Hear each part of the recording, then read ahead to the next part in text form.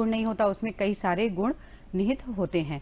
तो अब अगर हम पदार्थों की अवस्था, मतलब जो स्टेट है कि जैसे हम पानी ले रहे हैं तो वो लिक्विड के फॉर्म में ले रहे हैं, ऑक्सीजन ले रहे हैं वो गैस के फॉर्म में ले रहे हैं, और जो जूस है वो द्रव्य के फॉर्म में ले रहे हैं, सेब हमने खाया वो हमारी सॉलिड हो गया, तो वो हम खा रहे हैं। तो ये 3 अवस्थाएं हो गई पदार्थ की, सॉलिड, लिक्विड और गैस। अच्छा, एक और प्रश्न आपसे करती हूँ, अगर आपकी माँ खाना बना रही होती हैं तो आपको कैसे पता चल जाता है कि माँ आज खाना बना रही? क्योंकि क्या होता है कि जो खाने में जो खुशबू मतलब जो चीज़ें पड़ी होती हैं उनकी एक अपनी सुगंध होती है, वो सुगंध हमारे तक पहुंचती है तो हमें पता चलता है कि खाना बहुत सुगंधित है। तो ये चीज़ उसकी सुगंध हमारे तक कैसे ही, क्योंकि वो गैस के अणुओं के द्वारा, क्योंकि उसमें गैस के अणु हैं और वो हमारे तक के पहुँचते हैं, जिससे हमें पता चला कि आज माँ ने खाने में स्वादिष्ट क्या बनाया है। तो अब ये जान ले, हमें ये तो पता चल गया कि जो पदार्थ है उनकी 3 अवस्थाएं हैं, ठोस, द्रव्य और गैस। अब इनका हम वर्गीकरण कैसे कर सकते हैं? बाहर से देख के तो आराम से कर सकते हैं, क्योंकि जो वर्गीकरण किया गया है वो कई तरीके का वर्गीकरण है, भौतिक और रासायनिक। भौतिक वर्गीकरण वो है जिसको हम बाहर से देख के वस्तुओं को पहचान सकें। रासायनिक क्या है? उनके कणों के आधार पर किया गया है। तो जो भौतिक वर्गीकरण है, तो बाहर से देख के करने का वर्गीकरण, तो हमारी जो ये पदार्थ की 3 अवस्थाएं हैं, ठोस, द्रव्य, गैस, तो इनको हम बाहर से देख के पहचान सकते हैं, इसीलिए इसको भौतिकी के अंतर्गत वर्गीकृत किया गया है। और इनमें कौन से लक्षण हैं जिनके आधार पर हम इनको वर्गीकृत कर सकते हैं, तो वो जान लेते हैं। आकार, आयतन, दृढ़ता या तरलता, संपीड्यता, कणों की स्थिति, कणों के बीच आकर्षक बल और विसरण, ये सारे गुण हैं जिसके आधार पर हम पहचान सकते हैं कि वो पदार्थ कौन किस अवस्था में है, वो ठोस है कि द्रव्य है कि गैस है, इस तरीके से हम पहचान सकते हैं। आइए मैं आपको दिखाती हूँ उदाहरण। ये देखिए, ठोस का एक उदाहरण दिखाया, ये ठोस है ना, देखिए बिल्कुल दब नहीं रहा है। भौतिक अवस्था मतलब जिस चीज को हम देखकर पहचान लें वो उसकी भौतिक अवस्था के अनुसार अवस्था कहलाता है। अब लिक्विड को भी हम आसानी से देख सकते हैं कि लिक्विड में क्या है, ये बॉटल में जल है ना, तो ये तरल है, तो इसको क्या बोलते हैं? लिक्विड। और अब गैस के बारे में हम जान लें।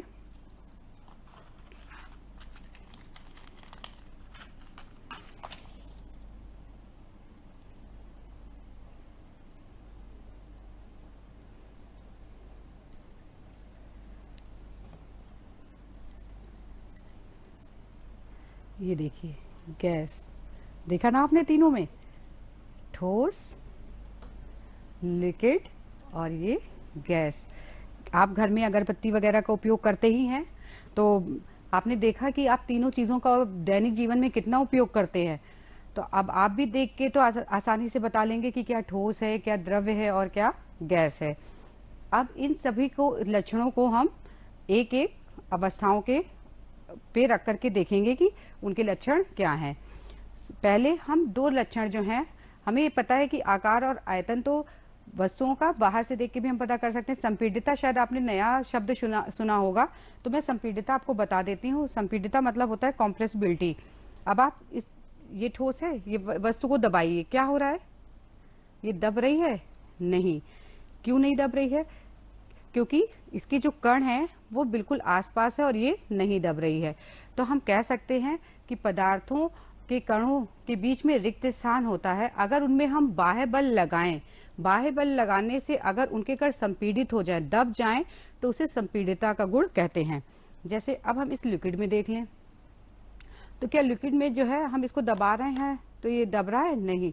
अगर इसी तरीके से हम खाली बॉटल लेते हैं, खाली बॉटल में तो गैस होती है, अगर इसको हम दबा रहे हैं, देखिए दब रही है ना, गैस को हम दबा सकते हैं आसानी से, लेकिन हम लिक्विड को दबा नहीं सकते।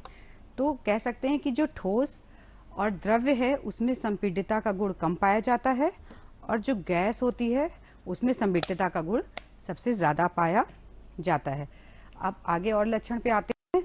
उसके बाद है रिजिडिटी, दृढ़ता। जैसे मैंने बताया, आपको बार बार बात बताई जा रही है कि जो ठोस होते हैं उनके कणों की कण आसपास होते हैं, पास पास में होते हैं, जिसके बाह्य बल लगाया जाए तो वो बाह्य बल के विरुद्ध जो है कोई परिवर्तन करने की चेष्टा नहीं करते। क्या ये अपना आकार बदल पा रहे हैं? या मैंने इस मिट्टी का, इस डिब्बी का आकार बदल दिया? नहीं बदल पा रहे ना। तो पदार्थ का वह गुण जिसमें कोई बाह्य बल लगा के उनके कणों की स्थितियों को बदला जा सके। ठीक है, तो ये रिजिडिटी का करेक्टर कहलाता है, मतलब दृढ़ता का गुण कहलाता है। कह सकते हैं कि जो इनके कणों की, क्योंकि जो ठोस द्रव्य गैस हैं उनके बीच में जो कण होते हैं, कणों की स्थिति के आकार पर ही ये गुण निश्चित किए जाते हैं। अब आते हैं हम एक एक जो अवस्थाएं हैं उनके लक्षणों के बारे में पढ़ेंगे और उनकी अवस्थाओं के बारे में पढ़ेंगे। ये है हमारे पास ठोस, इसका आकार निश्चित होता है। और अगर हम आयतन की बात करें तो इस ठोस का आयतन भी निश्चित होता है। अब आयतन अगर हमें निकालना है तो जो ये ठोस है ये किस आकार में, क्यूब के आकार में है। और क्यूब का आयतन कैसे निकालते हैं, भुजा का 3 गुना कर दें या भुजा क्यूब कर देते हैं तो इसका आयतन आ जाता है। उसी तरीके से अगर हम किसी रेक्टेंगल मतलब रेक्टेंगल वस्तु का हम आयतन निकालते हैं तो लेंथ, ब्रेड्थ और हाइट का गुणा कर दें तो उसका हम आयतन निकाल सकते हैं। तो ठोस वस्तु का आयतन निश्चित होता है। और कह सकते हैं कि दृढ़ता और तरलता के गुण के बारे में अगर देखें तो जो ठोस होते हैं वो दृढ़ होते हैं क्योंकि उनके कण पास पास होते हैं। ये देखिए,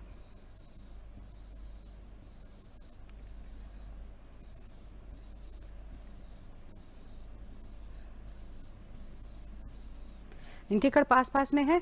तो क्या जो इनके कण पास पास में है, अब इस कणों को हम क्या हिला सकते हैं, ये एक दूसरे से एक बल से बंधे हुए हैं और ये नहीं टूट रहे हैं। तो अगर हम इसमें दबाव डाल रहे हैं तो इनमें सबसे ज्यादा दृढ़ता का गुण पाया जाता है। अब कणों के बीच जो कहते हैं कि बल जो लगा हुआ है तो इनके जो बीच में जो बल होता है वो बहुत ही अधिकतम होता है, जिसके कारण इन कणों को नहीं तोड़ा जा सकता है। तो कह सकते हैं कि जो ठोस होते हैं उनके बीच में कणों के आकर्षक बल ज्यादा होता है, बल ज्यादा होता है, इसलिए वो तोड़ नहीं सकते।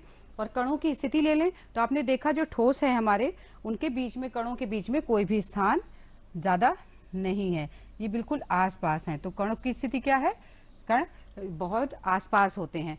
फिर संपीड्यता, आगे जो इसका लक्षण है वो संपीडितता है। तो क्या संपीड़ित हो रहे हैं, नहीं, मैंने आपको बताया कि ठोस संपीड़ित नहीं होते हैं।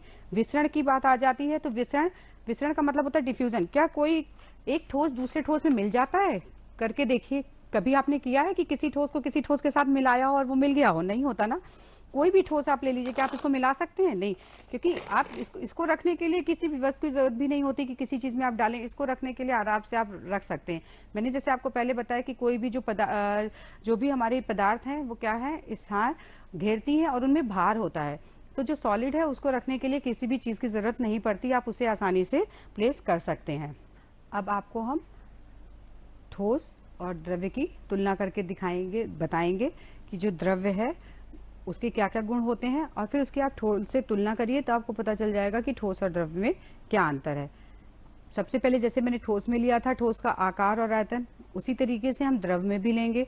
तो क्या आप जो जल लेते हैं उसको आप, उसका आकार निश्चित होता है, आप उसको जिस भी पात्र में डालते हैं ये उसका आकार ले लेता है। अगर आप उसे कटोरी में डालिए तो कटोरी का आकार ले लेगा, अगर आप उसे ग्लास में डालते हैं तो ग्लास में भी ले लेगा। सबकी बोतल, अगर आप स्कूल में पानी की बोतल लाते हैं, सबकी पानी की बोतल का आकार अलग अलग होता है। तो पानी आप जिस बोतल में डालते हैं उसी बोतल का आकार ले लेता है। या आपके घर में कोई अगर चाय पी रहा है तो आपने देखा कि कोई कप में चाय पीता है, कोई कटोरी में पीता है, कोई ग्लास में पीता है। तो हम कह सकते हैं कि जो तरल होते हैं उनका आकार निश्चित नहीं होता। आप बाजार में देखिए बहुत सारे तेल है वो भी तरल में आता है ना, बिल्कुल पानी की तरह ही होता है कि जिस पात्र में डालिए उसी का आकार ले लेता है। तो वो भी विभिन्न बोतलों में आता है। आप जूस की तरह तरह की बोतल देख लीजिए, आजकल तो आकर्षक बोतलें आती हैं जिसमें डाल करके इस तरल के आकार को परिवर्तित किया जा सकता है। तो कहते हैं कि आकार और आयतन जो है, इसका आकार जो है निश्चित नहीं होता है, आयतन निश्चित होता है। अगर 1 लीटर का पानी हम एक बोतल में डालेंगे और एक बाल्टी में डालेंगे तो क्या पानी उसमें कम हो जाएगा, नहीं, पानी उतना ही दोनों में ही सेम रहेगा। तो पानी का जो आयतन होता है वो निश्चित होता है, आकार अनिश्चित होता है। अब दृढ़ता और तरलता का गुण ले लें तो इसमें तरलता का गुण पाया जाता है। अब आप देखिए, अगर आप इसको डालिए नीचे तो ये आराम से फैल जाएगा, तो इसमें तरलता का गुण पाया जाता है। क्योंकि तरलता का गुण क्यों आता है, क्योंकि इसमें जो कण होते हैं वो थोड़ा सा ठोस की अपेक्षा दूर दूर होते हैं। क्या होते हैं, दूर दूर होते हैं। तो ये कह सकते हैं कि जो तरल होते हैं उनमें तरलता का गुण पाया जाता है। और ये दृढ़ बिल्कुल नहीं होते। देख, आपने जैसे ठोस में देखा कि ये दृढ़ होते हैं, तो जो द्रव्य होता है वो दृढ़ नहीं होता है। अब कणों के बीच आकर्षक बल, तो सॉलिड में तो कणों के बीच आकर्षक बल सबसे अधिक होता है, लेकिन द्रव्य में क्या है, ठोस से कम होता है। और क्योंकि कम होने के कारण, क्योंकि ये आपस में कण पास पास तो रहते हैं लेकिन इनके बीच में जो बल होता है वो बहुत कम लगता है। अब संपीड्यता का गुण अगर हम ठोस और द्रव में देखें तो कॉम्प्रेसिबिलिटी किसमें ज़्यादा है, किसमें ज़्यादा है, कॉम्प्रेस नहीं होते। तो कह सकते हैं कि ठोस और द्रव में संपीड्यता का गुण बहुत कम पाया जाता है। अब अगर हम विसरण की बात कर लें, विसरण मतलब अगर हम इस जो लिक्विड है हमारा, इसमें अगर हम कोई कुछ कण मिला दें तो क्या होगा, इनके कण बहुत दूर दूर है तो ये कण आपस में मिल जाएंगे ना। तो इसमें क्या होता है कि ठोस में तो विसरण बिल्कुल कम होता है, लेकिन जो द्रव्य है उसमें विसरण होता है। जैसे अगर आपने देखा होगा कि आप एक ग्लास लीजिए, ग्लास में पानी लिया, अगर आप उसमें चीनी डालते हैं तो क्या होता है, चीनी घुल जाती है, शरबत बन जाता है और आप पी लेते हैं। तो इसी तरीके से जो द्रव्य होते हैं उसमें विसरण का गुण पाया जाता है। अगर आप उसमें नमक घोल लें तो नमक भी मिल जाता है। द्रवों का द्रव्यों में भी होता है, अगर आप नींबू का जूस पानी में मिलाते हैं तो क्या होता है, वो मिल जाता है ना। तो द्रव्यों का द्रव्यों में भी विसरण हो जाता है। आप कुछ भी मिला के देख लिए कि द्रव्य में कोई भी, अगर आप हल्दी खोल के देखिए, हल्दी से भी आप एक एक्सपेरिमेंट कर सकते हैं कि आपने अगर हल्दी डाली तो क्या होता है, हल्दी मिल जाती है। और हल्दी क्या है, हल्दी ठोस होती है। हल्दी डालिए तो हल्दी क्या होगी, इसमें पानी में मिल जाएगी पूरी और उस पानी को वो पीला कर देगी। हल्दी ठोस है और जो हमारा जल है वो क्या है, तरल है। तो कह सकते हैं कि ठोस द्रव्य द्रव्य में द्रवीभूत होते हैं, कहते हैं विसरित होते हैं। तो इन लक्षणों के गुणों के बारे में हमने जाना कि ठोस और द्रव्य कैसे एक दूसरे से लक्षणों से अलग अलग होते हैं।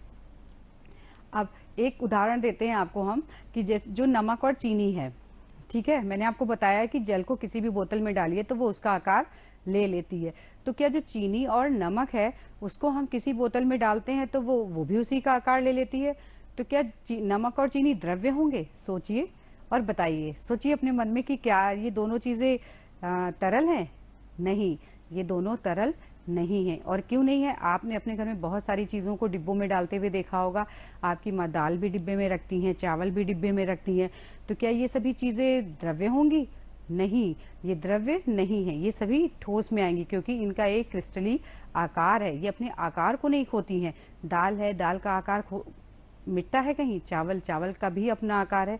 चीनी को ले लीजिए, चीनी का भी अपना एक आकार है और नमक का भी अपना एक आकार है। हाँ, ये कह सकते हैं कि बहुत सारे कण एक डिब्बे में होते हैं तो वो उन्हीं, जब बहुत सारे कणों को एक डिब्बे में डाला जाता है तो वो उनका आकार ले लेते हैं। तो इस मामले में आप कभी भी कंफ्यूज नहीं होइएगा कि जो चीनी है और जो नमक है, अगर आपने उसे डिब्बे में डाल दिया तो वो तरल हो गई। तो बिल्कुल ध्यान रखिएगा इस चीज का। अब तीनों पदार्थों की तुलना हम करते हैं, गैस की, ठोस की और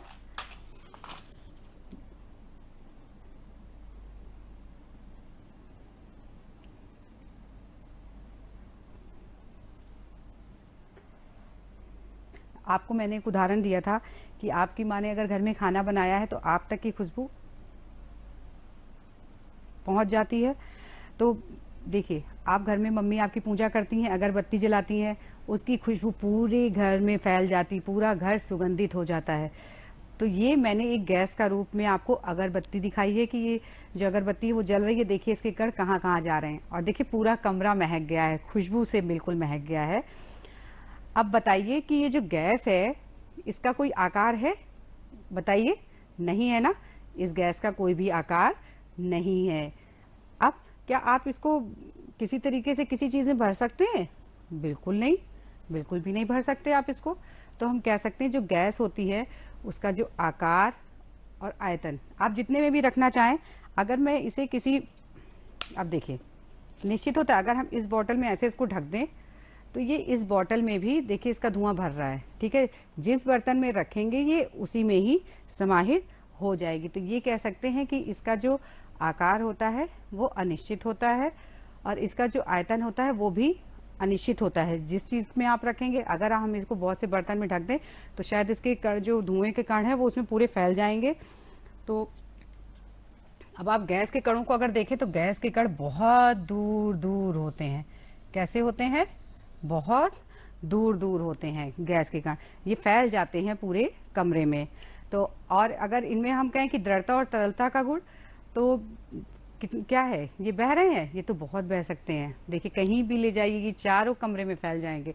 तो जो गैस का दृढ़ता का गुण जो गैस में है वो दृढ़ता जो तरलता और दृढ़ता का गुण क्या है, बहुत कम है, ये बह सकते हैं। अब इनके बीच आकर्षक बल मैंने आपको बताया। अब आप देखिए, आप मैंने बताया ना कि जो ठोस गैस हैं, गैस के जो कण हैं कितने दूर दूर हैं, कितने दूर दूर कण पाए जा रहे हैं, इनके बीच में कितना स्थान है, ये बहुत ज्यादा, ये देख कितने दूर दूर स्थान है ना। तो ये गैस के कण बहुत दूर दूर हैं। अब अगर हम बात करते हैं संपीडितता की, तो क्या ये संपीड़ित हो सकते हैं? मैंने जैसे आपको बताया कि अभी आप इसको ऐसे ढक लीजिए, इसको बंद कर लीजिए, तो जिस चीज में हम भी इसको डालेंगे तो उसका ही आकार ले लेंगे। जैसे मैंने इसमें डाला, ये देखिए उसी में ही संपीड़ित हो गए। अब आपके घर में जो गैस यूज होती है उसका सिलेंडर बड़ा भी आता है और छोटा भी आता है। तो वो कैसे कर दिया जाता है कि उसके छोटे रूप में भी मिलता है वो गैस का सिलेंडर और बड़े रूप में भी मिलता है। तो वो क्योंकि गैस संपीड़ित हो जाती है, और क्योंकि गैस को छोटे स्थान पे भी रख सकते हैं और चाहें तो वो पूरा बड़ा क्षेत्र भी ले सकता है। तो गैस बहुत ज्यादा संपीड़ित होती हैं। और विसरण के सबसे प्रमुख गुण, विसरण जो है तो क्या होता है, विसरण बहुत तीव्रता से होता है। बहुत चीजें, किसी चीज की सुगंध और दुर्गंध पहचानना, जैसे आपने देखा है ना, अगर आप किसी चीज की सुगंध और दुर्गंध पहचानिए तो क्या होता है, सुगंध बिल्कुल कमरे में फैल जाती है ना। तो एक बार हम सुगंध पूरे कमरे में हमारी फैल जाती है। तो एक बार हम देखेंगे कि जो कण हैं सॉलिड में कैसे होते हैं, बिल्कुल पास पास, ये हो गया हमारे सॉलिड के गुण। फिर लिक्विड में थोड़े से दूर दूर होते हैं, ये लिक्विड का हो गया। गैस में बहुत ही दूर दूर कण पाए जाते हैं। तो अब हमने देखा कि जो कण है, कणों की स्थिति भी तीनों अवस्थाओं में अलग अलग है।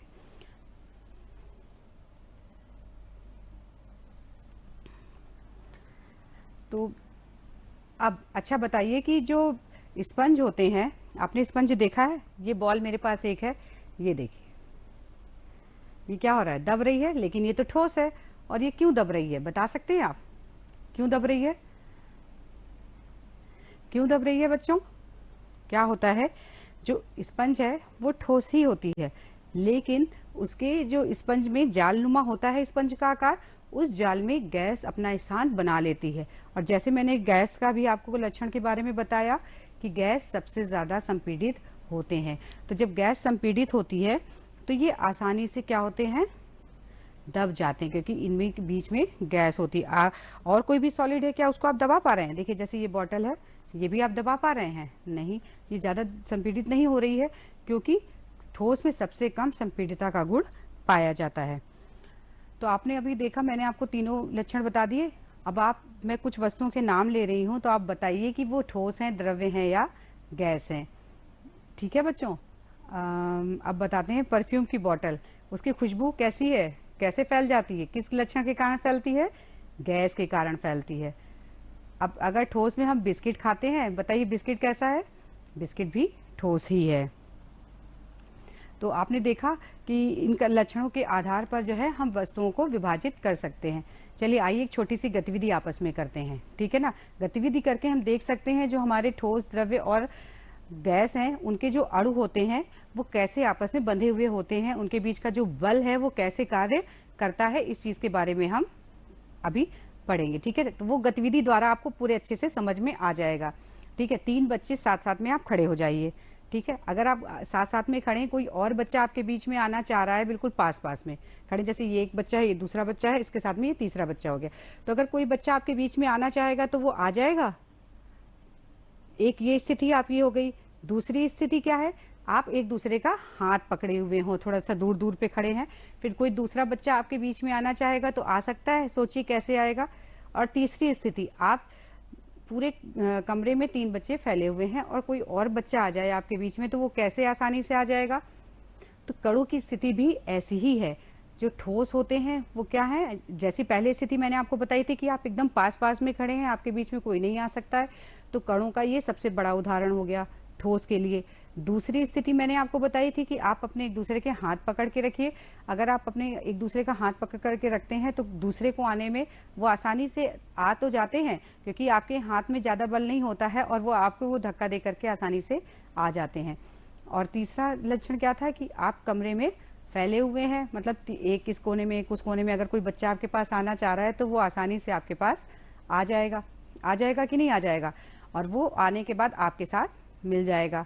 उसके अलावा आप इस तरीके से बहुत सारी चीज़ें देख सकते हैं अपने चारों ओर कि आपके चारों ओर क्या है, और अब आप आसानी से पहचान लेंगे ना कि क्या ठोस है, क्या द्रव्य है और क्या गैस है। तो चलिए उसके बाद अब एक और अवस्था लेते हैं पानी की, कि जैसे आपने देखा होगा कि पानी को आप विभिन्न जब ताप ज़्यादा होता है, मतलब गर्मी होती है तो आप ठंडा करके पीते हैं, और जब सर्दी आती है तो आप उसे गर्म करके पीते हैं। उसके अलावा उसको बर्फ़ के रूप में भी उपयोग में लाते हैं। तो ये 3 अवस्थाएं जल की हमने देखी। तो ये 3 अवस्थाएं, क्योंकि अवस्थाओं का भी आपस में परिवर्तन होता है। तो ये परिवर्तन कैसे होता है? क्योंकि ताप के कारण ही इनकी अवस्थाओं में भी परिवर्तन होता है। कोई भी पदार्थ तीनों अवस्थाओं में भी पाई जा सकती है। अब अगर जल को आप 100 डिग्री के पास ले जाएंगे तो क्या होगा? ये भाप बन करके उड़ जाएगी ना। तो इसका ये वाष्पीकरण विधि कहते हैं कि कोई भी तरल पदार्थ अगर वाष्प के रूप में परिवर्तित हो जाए, वाष्प के रूप में, तो उसे उसका क्या कहते हैं? वाष्पीकरण विधि कहते हैं। और अगर यही जो हमारे पास तरल है, अगर इसको हम निम्न ताप पर ले जाएं तो क्या होता है? रेफ्रिजरेटर में आप बर्फ जमाते हैं, आपने देखा है, आप उसमें आप जल भर के रख देते हैं और कैसे वो बर्फ बन जाती है। कैसे? क्योंकि उसका जो ताप है वो निम्न कर दिया जाता है, बहुत ही निम्न ताप पर वो बर्फ बन जाती है। तो इस तरीके से हमने देखा जो जल है वो 3 रूपों में पाया जाता है। तीनों रूप उसके हैं। आपने जल चक्र देखा है? बारिश का होना कैसे होता है? गर्मी में क्या होता है कि जो जल के कण होते हैं जो हमारे वातावरण में है वो वाष्प बन करके उड़ जाते हैं ना, फिर वो बादल बन जाते हैं। बादल के बाद वो वर्षा ऋतु होती है, और वर्षा के बाद वो फिर पानी बन के फिर धरती पर आ जाते हैं, और ये इस तरीके से साइकिल एक चलना शुरू करती है। तो ये एक चलती रहती है। इसीलिए कह सकते हैं कि पदार्थ को ना तो बनाया जा सकता है और ना तो मिटाया जा सकता है। यही एक पदार्थ का भी बहुत प्रमुख लक्षण है कि ना तो पदार्थ को बना सकते हैं, ना तो पदार्थ को हम मिटा भी सकते हैं। ठीक है, तो ये एक साइकिल पूरी चलती रही। अब आप इसके एक नारियल तेल आपने घर में अपने देखा होगा। नारियल तेल में भी ये देख सकते हैं कि नारियल तेल भी ठोस के रूप में जम जाता है और तरल भी हो जाता है।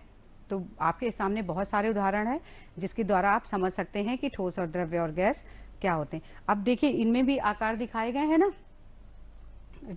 ठोस के, ये देखिए गैस के, गैस डाला गया है, पूरे अलग अलग हैं। इसमें देखिए वॉल्यूम और शेप शिफ्टिंग दिखाई गई लिक्विड में, और ये है सॉलिड में। तो कण, अगर हम इनके कणों की आकार देखेंगे तो हमें पता चल जाएगा कि इनका डेफिनेट शेप और वॉल्यूम होता है ठोस का। द्रव्य का जो द्रव्य होता है उसका आकार अनिश्चित होता है लेकिन वॉल्यूम निश्चित होता है। लेकिन गैस में ये लक्षण बिल्कुल भी अनिश्चित होता है कि इसको आप जिसमें भी रखेंगे उसी का ये आकार और आयतन ले लेते हैं। आइए आगे एक एक्सरसाइज करते हैं, ठीक है ना। देखते हैं आपको कितना आया। ठोस, द्रव्य और गैस में पहचानते हैं। चलिए मैंने कुछ चीज़ों के चित्र लगाए हैं और अब आप बताइए कि ये चित्र कौन से किस चीज़ के हैं। आपको दिख रहा है? ये देखिए, ये क्या है? विंड माने हवा। तो ये हवा है। अब हमें बताना है जो सॉलिड है उसमें हम एस लिखेंगे और लिक्विड एल के लिए लिखेंगे और जी गैस के लिए लिख देंगे, ठीक है ना। तो लिक्विड, विंड हमारी क्या है? हवा। गैस है तो ये क्या हो गई? जी। मैग्नेट आपने देखा है कैसा होता है? सॉलिड। तो ये क्या हो गया? सॉलिड। एयर आपने देखी, हवा, महसूस कर सकते हैं केवल, इसको जितने में चाहे डाल दीजिए तो ये उतना आकार ले लेता है। तो ये क्या है? गैस। धुआं भी इसी तरीके से आप देखते हैं ना, घर में जैसे चूल्हे वगैरह में खाना बनता है, अगर आपने देखा होगा, अब तो गैस का उपयोग हम करते हैं, तो स्मोक जो होता है, धुआं क्या होता है? अगरबत्ती जलाइए कैसे फैल जाता है? तो ये भी क्या है? गैस। अब बारिश की बात करते हैं। बताइए बारिश का जो बारिश की जो बूंदें हैं पानी की, वो क्या है? सॉलिड है, लिक्विड है, गैस है? ये क्या है? लिक्विड है। फिर लकड़ी का टुकड़ा, ये भी क्या होता है?